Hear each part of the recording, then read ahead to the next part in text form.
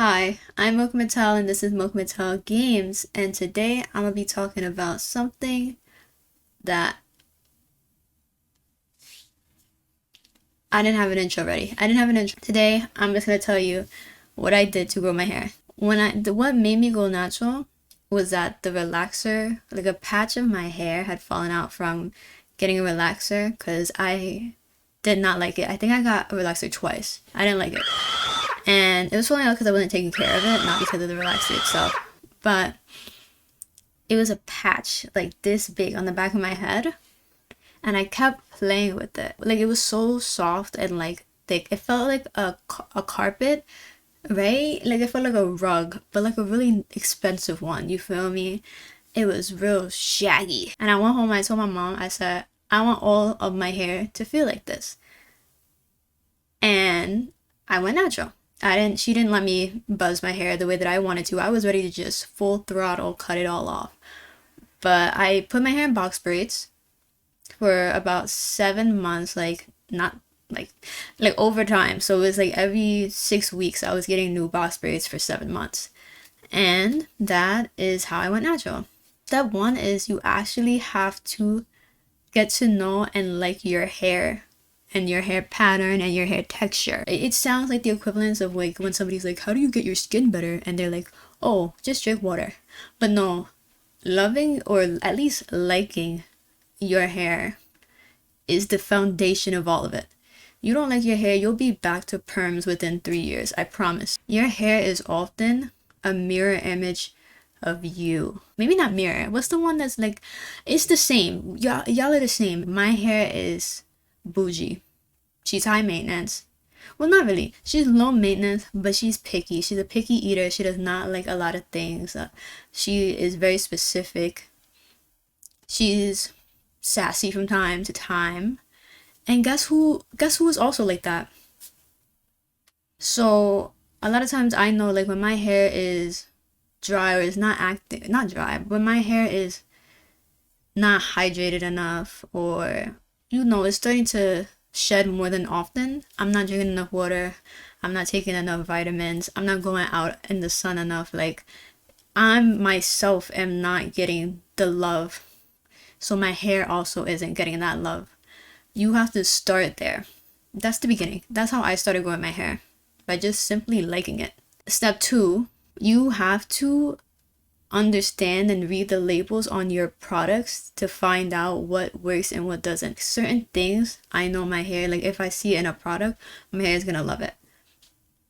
There's certain things my hair does not like, and you have to figure that out. And that's not gonna be like 2 days. You're not gonna be like, oh, okay, this is it. 2 days into be natural. It takes years. It took me, I think, about 5 years to figure out that my hair didn't like this one shampoo. I wasn't paying attention. Like who is it didn't like this one shampoo. I was looking at the ingredients and they were all like not great for my hair. Like they were all very man-made, or like it was coconut oil. Like it was not giving. I was like, yo, how did I not notice this for so long?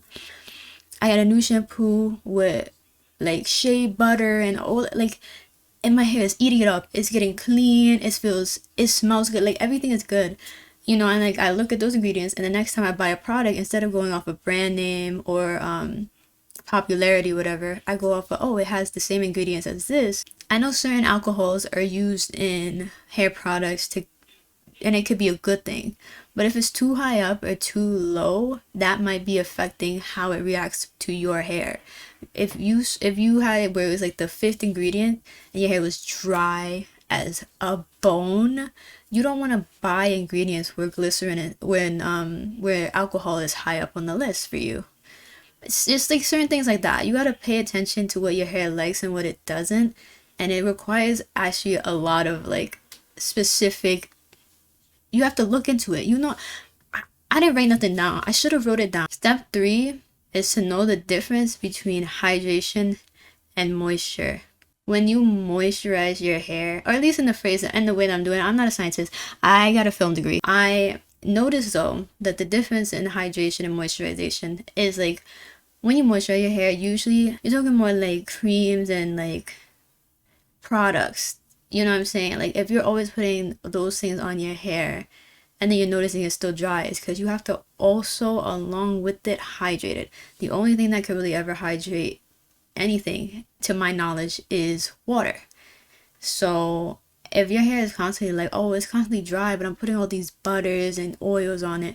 Oil is a sealant. These moisturizing products, they have a little, not, I wouldn't say a little bit of water, but they don't have enough water for it to be hydrating for a decent amount of time. So you have to kind of combine them. Understand like when your hair, how much hydration your hair needs and how much moisture it needs. My hair likes more moisturization than hydration, because whenever my hair is hydrated, like too much, like when there's too much water, it gets tangled. It gets tangled, which is why I constantly detangle it before I wash my hair. I feel like wash day is a different video. I can talk about that, but my wash day is complicated. It is. It is. It's a little crazy, but it's not too long. So yeah, you have to know like, okay, when I wet my hair a lot, it tends to really tangle. So maybe I should separate it and use a spray bottle. Number 4 is learning how to detangle your hair properly. It goes in the same pattern as like learning the products and learning the hydrate, like learning the proper way to detangle your hair. My hair doesn't like brushes. I know that for a fact. It likes wide tooth combs, and for some people finger detangling works. It does not work for me. My hair dreads or locks within about 2 weeks of not touching it. Or you know what I'm saying, like if I were to finger detangle it out of like twist, you know, like I see people on YouTube, like they're like, okay, I took my 4 months, my 4 week style down and I just fingered it. It don't work for me. And I had to learn that because I was like, okay, it works for the girls. Let me see if I can do it. I lost like 3 inches of hair. I'm not kidding. I tried to wash my hair, not in sections. I lost another 3 inches. It didn't work. Literally, the most damage I think I've ever gotten from my hair is washing it improperly, because that my hair is that sensitive to water. It's that sensitive. It needs to be. It's picky. Like I said, it's very bougie. I know where I got it from. It's been living with me for my whole life. You know what I'm saying? You have to know like, oh, my hair likes wide tooth combs. My hair doesn't break off that much when I use wide tooth combs, but when I use this detangling brush, like I just have clumps of hair coming out. The only time I use a brush like is like it's like the purple what's the brand? You know the brand I'm talking about. The Tangle Teaser. The Tangle Teaser, the purple one. I use it to detangle my roots because I blow dry it with my revair. I love that thing. I love that thing. We're getting married tomorrow. It made me a lazy natural, but it changed my life, okay? Number 5 is styling. I know sometimes I'll see the 4C girlies and they'll try to do like Bantu twist outs. No, I lied. Bantu knots or like perm rods or flexi rods, and then it comes out the way that it would come out on their hair texture, and they're like, oh no, I did it wrong, it doesn't look good, yada yada. And it's like, it's exactly the way that it should look. You have to understand that for your hair, and that kind of coincides with number 1, learning to love your hair. Because no, your twist out is not going to look the same on your like 4C low porosity high density hair as it would on somebody with like a thinner density, longer hair, high porosity. It's a different texture, therefore it's going to come out a different style. You know what I'm saying? Learn which styles and just learn what styles work for your texture, I would say. Not necessarily your curl pattern or anything like that. What works for your texture? Learning that, you know what, maybe this slick back bun isn't the best for my hair.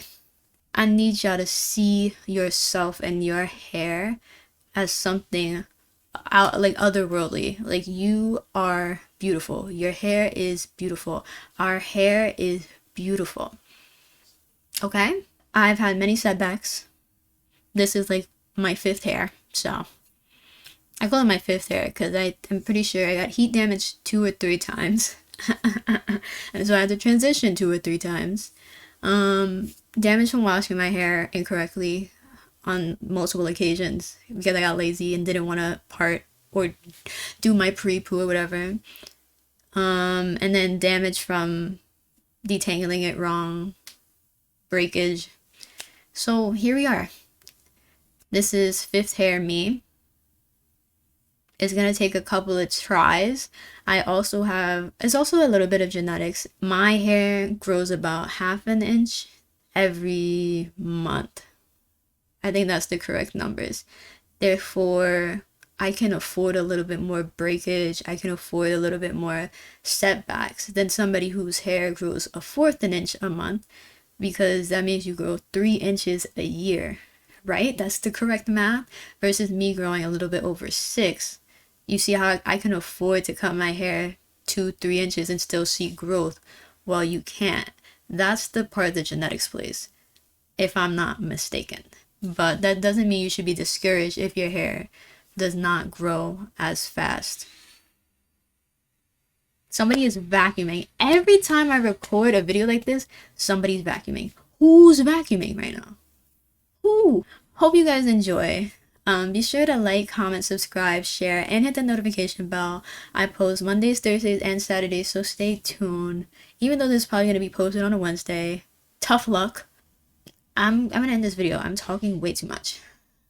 Love you. Watch my other videos, please. My gaming videos. I love Sonic. Yeah.